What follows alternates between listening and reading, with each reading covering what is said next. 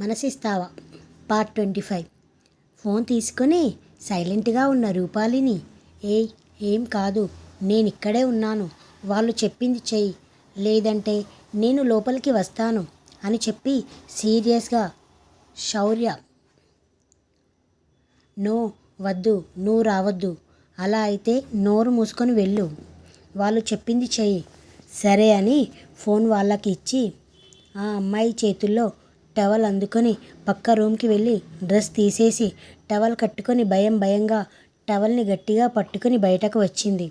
అంతకుముందే వాళ్ళ మాట వింటుందో లేదో అనే అనుమానంతో వీడియో కాల్ చేసి లైన్లో ఉన్న శౌర్య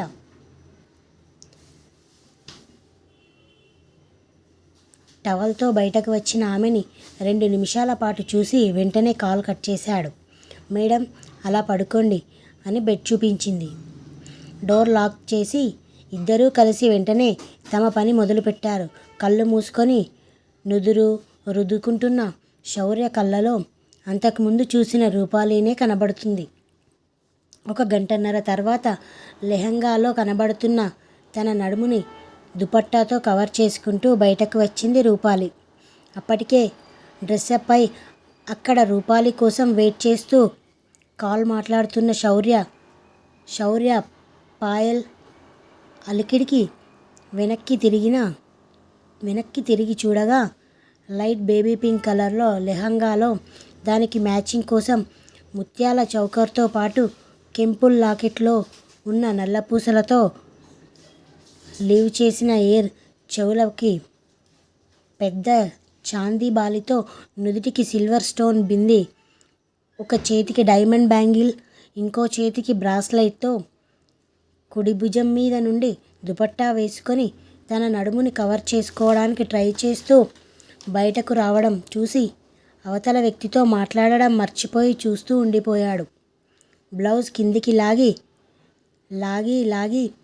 అది రాక విసుగుపడుతూ, అసలు ఇలాంటి డ్రెస్సులు ఎలా వేసుకుంటారు, నాకు చిరాకొస్తుంది అనుకుంటూ బయటకు వచ్చిన రూపాలి ఎదురుగా రాయల్ బ్లూ కలర్ సూట్లో ఉన్న శౌర్యని చూసి ఇతనేంటి ఇలా ఉన్నాడు అనుకుంది కళ్ళు పెద్దవి చేసి చూస్తూ.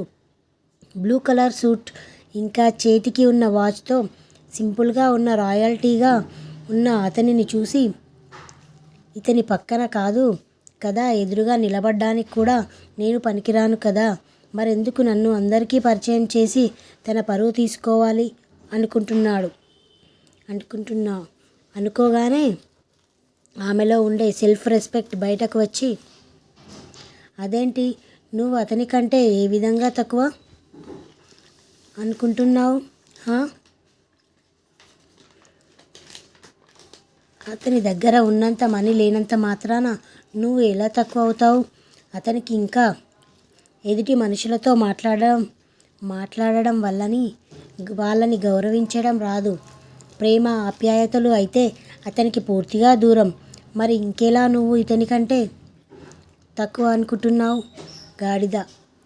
ఆస్తులు లేకపోయినా ఎవరికి ఉండవలసిన గుర్తింపు వాళ్ళకి ఉంటుంది, ఎవరికి ఉండే టాలెంట్ వాళ్ళకి ఉంటుంది. అంతేకాని పిచ్చి ఆలోచనలు చేసి అతని కంటే నిన్ను తక్కువగా చేసుకోకు అని తనని మోటివేట్ చేయడం.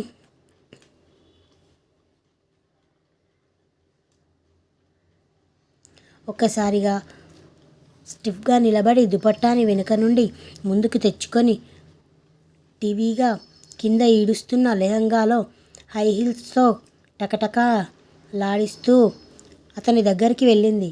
పింక్ కలర్లో ఊరిస్తున్న ఆమె పెదవులు ఎవరికైనా మతి పోగొట్టేలా ఉంటే వాటినే చూస్తూ దగ్గరికి వచ్చిన ఆమె చిన్నగా దగ్గడంతో బ్లాంక్ మైండ్ నుండి బయటకు వచ్చి చూపు తిప్పుకొని తనని తాను నార్మల్ చేసుకుంటూ వెళ్దామా అని అడిగాడు శౌర్య.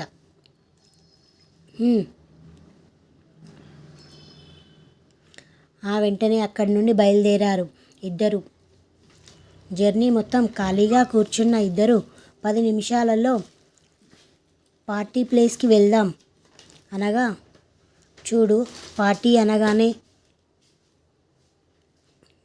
నేను నిన్నందరికీ పరిచయం చేయడం, ఫొటోస్కి 4 స్టిల్స్ ఇవ్వడం, అన్నీ కలలు కనకు అన్నాడు శౌర్య. ఆ మాటకి మరి అన్నట్టు కళ్ళు చిన్నవి చేసి చూసింది అతని వైపు.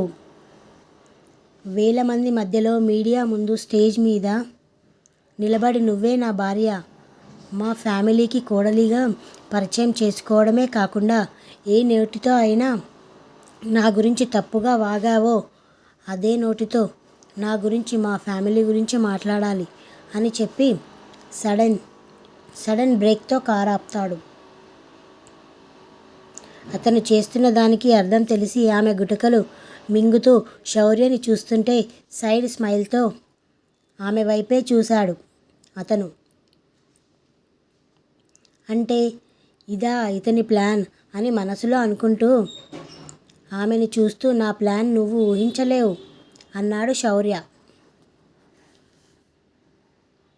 దాంతో చేతులు నలుపుకుంటూ అవును, అలా చెప్పడంలో తప్పేముంది, తప్పు నేను ముందు చేశాను కాబట్టి ఇదంతా జరుగుతుంది. ఆ తప్పుని సరిచేసుకునే అవకాశం వచ్చింది కాబట్టి నేను అతను చెప్పినట్టే చేస్తా. నా మీద ఉన్న కోపం తగ్గిపోతుంది కదా, అప్పుడు ఇక నా జోలికి రాడు అని ఆమె సంబరపడిపోయేలోపే ఓసి పిచ్చిదానా, ఎక్కడ పెట్టావే నీ బుర్ర?